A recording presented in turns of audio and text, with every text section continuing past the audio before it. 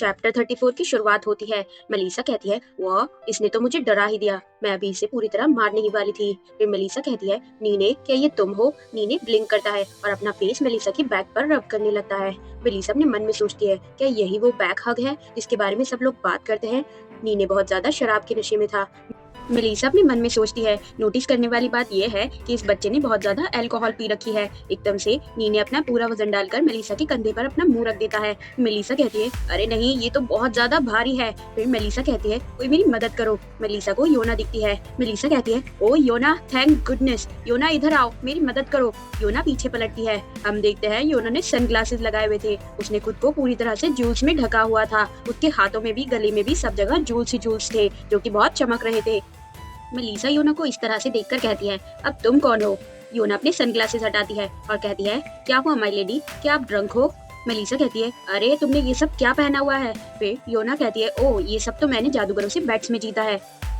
योना नीने को देखकर कहती है, ये तो बहुत ज्यादा ड्रंक लग रहा है। नीने एकदम से मेलिसा को कसकर हग करने लगता है। मेलिसा कहती है, योना मेरी मदद करो, नीने बहुत ज्यादा ड्रंक है और मैं इसे हटा नहीं पा रही हूँ।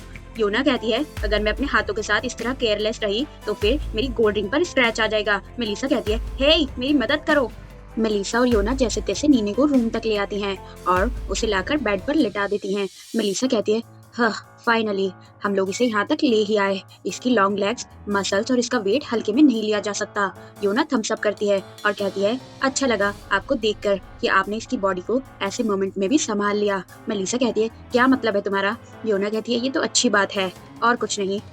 फिर योना कहती है, एनीवे अब मुझे जाना चाहिए, मेरे पास और भी चीजें हैं करने के लिए। मेलिसा अपने मन में सोचती है, ये जरूर अपने जूल्स को ऑर्गेनाइज करने के लिए जा रही है। हाँ, अब मुझे भी जाना चाहिए। फिर पीछे से नीने लेटा लेटा हल्की हल्की आवाजें निकाल रहा था। साफ पता चल रहा था कि वो अनकंफर्टेबल हो रहा है। मेलिसा अपने मन में सोचती है, ये बहुत ज्यादा अनकंफर्टेबल दिख रहा है। मे बी मुझे इसका आउटरवेयर उतार देना चाहिए। फिर मेलिसा नीने के शूज उतार देती है। वो उसका कोट भी उतारने लगती है और अपने मन में सोचती है, मैं इसके कपड़े किसी वियर्ड रीजन की वजह से नहीं उतार रही हूँ। मेलिसा नीने की टाई भी निकाल देती है और कहती है, मैं इसके कपड़े किसी एक्सट्रीमली मॉरल रीजंस की वजह से ही उतार रही हूँ। लेकिन ये इमोरल सी फीलिंग क्या है आखिर? एकदम से नीने मेलिसा को पकड़कर गले लगा लेता है। मेलिसा भी लेट कर कहती है, अरे ये क्या हुआ अचानक? फिर मेलिसा नीने को आवाज लगाती है, नीने। लेकिन नीने तो शराब के नशे में सोया हुआ था।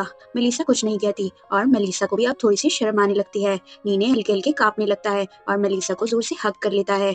मेलिसा सोचती है, क्या ये कोई नाइटमेयर देख रहा है जो ये ऐसे कांप रहा है? मेलिसा फिर अपने हल्के हल्के हाथ से नीने के सर पर प्यार करने लगती है और कहती है, शांत हो जाओ, गुड बॉय। एकदम से नीने भी हल्के से शांत होने लगता है। फिर मेलिसा उसके बाल हटाकर उसके चेहरे पर प्यार करती है और उसको सुला देती है। नीने फिर सुकून की नींद सो जाता है।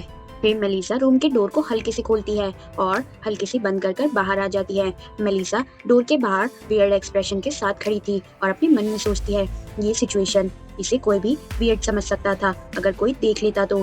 फिर मेलिसा अपना सर हिलाती है और कहती है, अरे नहीं, मुझे ये सब बकवास चीजें सोचने बंद करनी होगी और जाकर सोना होगा। मैंने तो बस एक डॉग को कंफर्ट किया जिसे बुरे सपने आ रहे थे। अगले दिन की सुबह फिर यूरी मेलिसा को गुड बाय कर रही थी। वो कहती है, गुड बाय लेडी मेलिसा, कल के लिए माफी चाहूंगी, मैं आपसे टच में रहूंगी।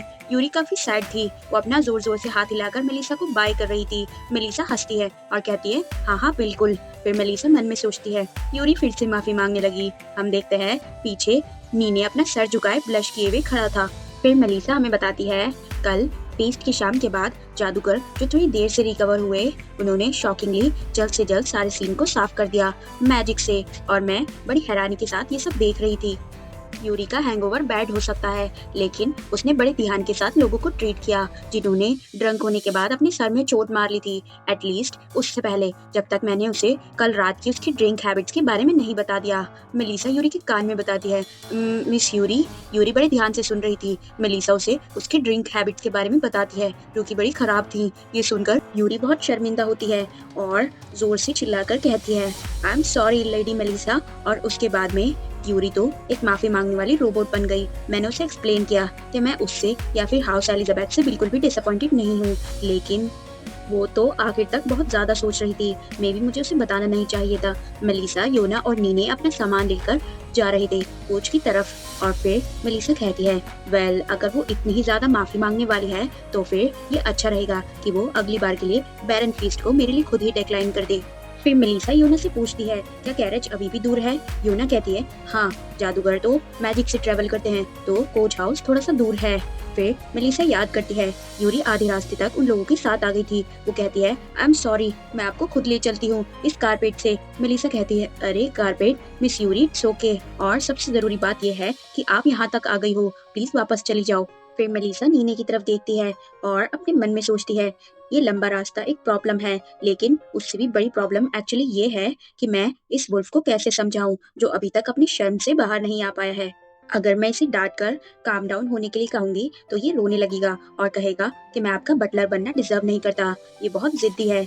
तो इसको ये कहना कि ये सब ठीक था ये इफेक्टिव नहीं रहेगा। फिर मेलिसा नीने के कोट की तरफ देखती है और कहती है नीने तुम्हारी जैकेट पर फर लगा हुआ है, तुम्हें केयरफुल रहना चाहिए नहीं तो तुम्हारी आइडेंटिटी रिवील हो जाएगी। फिर नीने अपना कोट उतारता है और उसको जोर जोर से झाड़ने लगता है। नीने अपना कोट झाड़ियों के पास झाड़ रहा था, झाड़ियों से किसी की छींकने की आवाज आती है। नीने, मेलिसा और योना तीनों ही रुक जाते हैं और झाड़ियों की तरफ ध्यान से देखने लगते हैं। फिर तीनों ही एक दूसरे की शक्ल देखते हैं और फिर मेलिसा कहती है ये नहीं हो सकता, अरे ये नहीं हो सकता। फिर मेलिसा हल्के से हंसती है और कहती है जेक फॉडेब्रेट। एकदम वहाँ पर बिल्कुल शांति हो जाती है। फिर मेलिसा नीने से कहती है नीने एक और बार। फिर नीने दोबारा से अपने कोट को झाड़ने लगता है और झाड़ियों से बहुत तेज छींकने की आवाज आती है। फिर मेलिसा हंसते हुए कहती है जैसा कि मैंने कहा था, क्या तुम बाहर आओगे या नहीं? मेरा शक तुम्हें लेकर हमेशा सही होता है। वहाँ पर शांति थी। फिर झाड़ियों में थोड़ी हलचल होती है और वहाँ से जेक बाहर निकलता है। फिर मेलिसा कहती है अब तुम यहाँ क्या करने आए हो? क्या तुम्हें रॉयल फैमिली की तरफ से कोई मिशन मिला है? जेक कुछ भी नहीं कहता और शांति से खड़ा रहता है। फिर मेलिसा जेक के हाथ में मोनोकुलर देखती है। मेलिसा अपने मन में सोचती है सच कहूँ तो मैं एक जनरल गैस कर सकती हूँ कि ये यहाँ पर क्यों है, लेकिन मैं ये एडमिट नहीं करना चाहती हूँ क्योंकि इसका बड़ा ही हॉरिफाइंग रीजन है।